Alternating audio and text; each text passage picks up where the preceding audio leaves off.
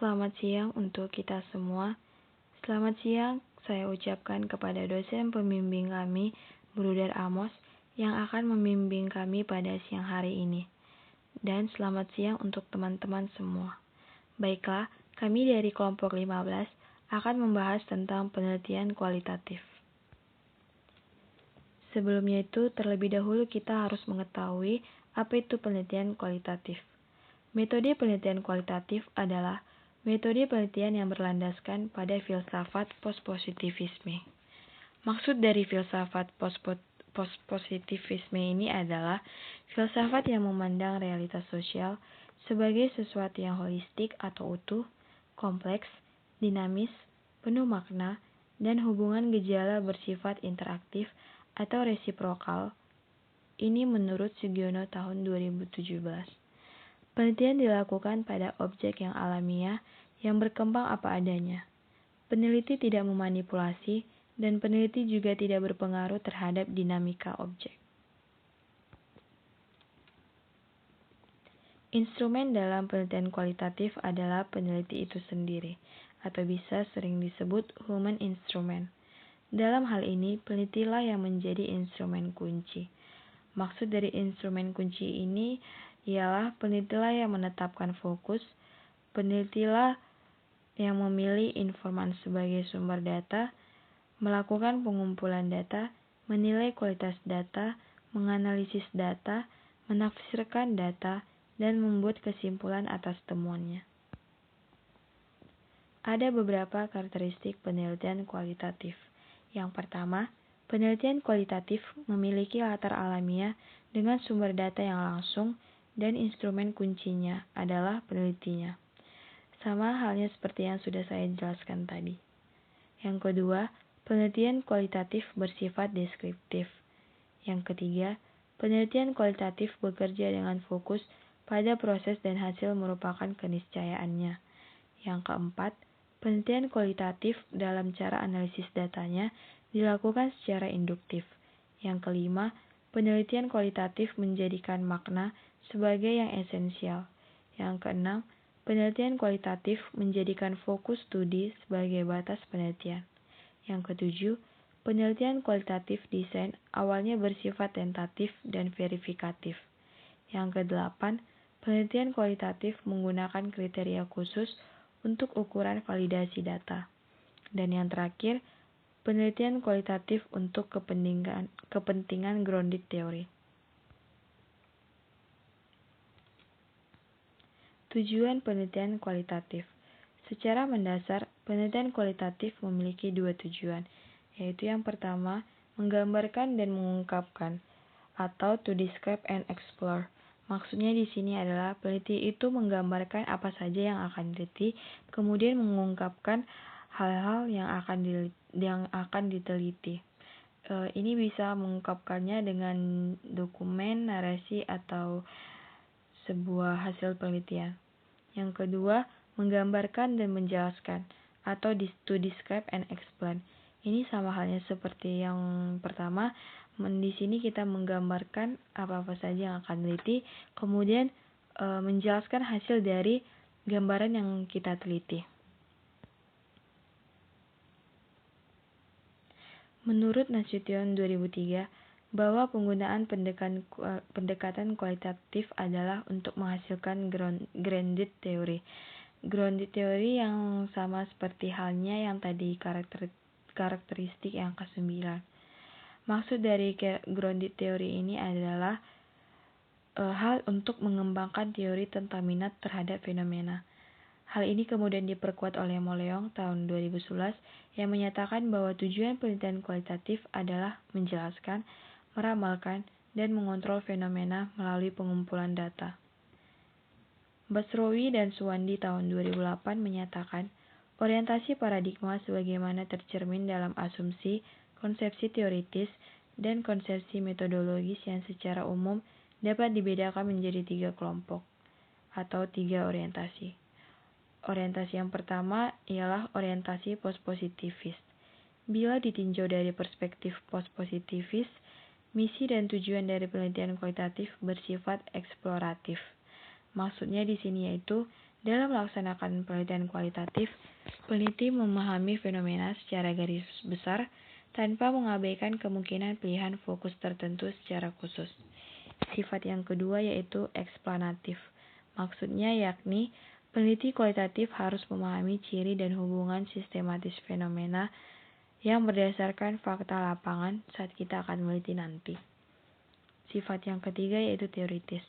Peneliti kualitatif diharapkan mampu menghasilkan formasi teori secara substansif berdasarkan konseptualisasi, abstraksi diri, dan sistematisasi hubungan konsep berdasarkan relasi dan kemungkinan variasinya.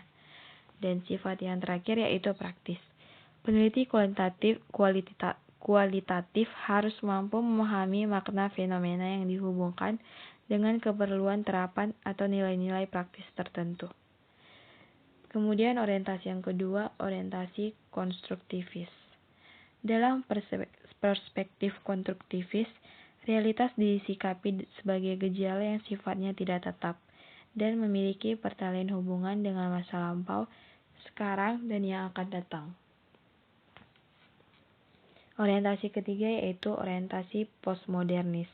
Berbeda halnya dengan konsep konstruktivis yang mengandaikan terdapatnya akumulasi pemahaman sebagai konstruksi. Orientasi postmodernis ini menyikapi pemahaman ada dalam kondisi dekonstruktif.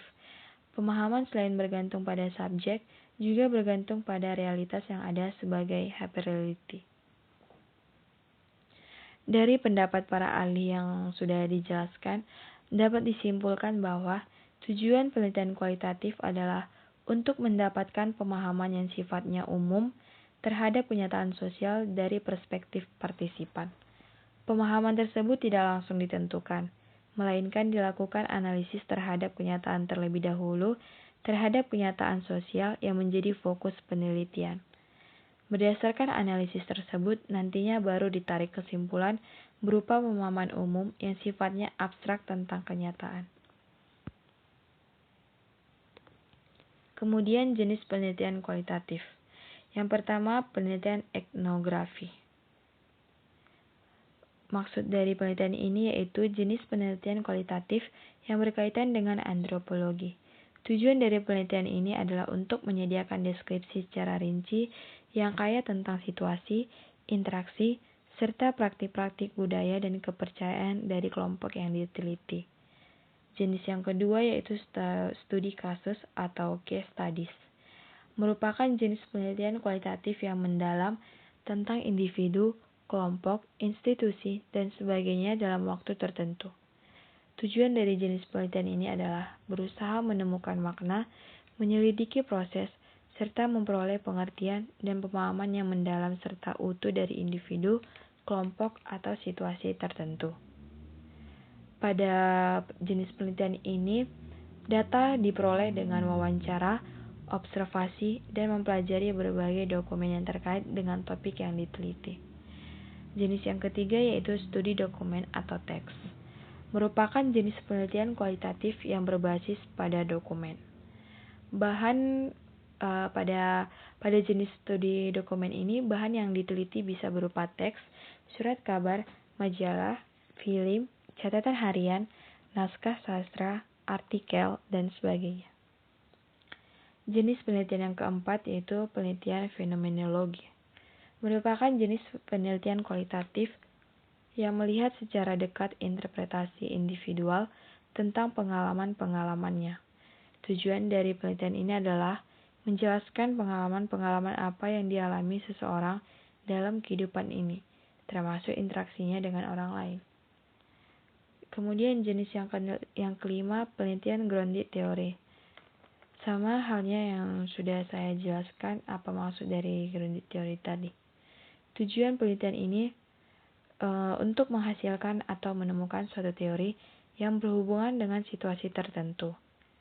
Ini dari penelitian adalah pengembangan suatu teori yang berhubungan erat dengan konteks peristiwa yang dipelajari. Jenis yang keenam yaitu penelitian sejarah atau historical research.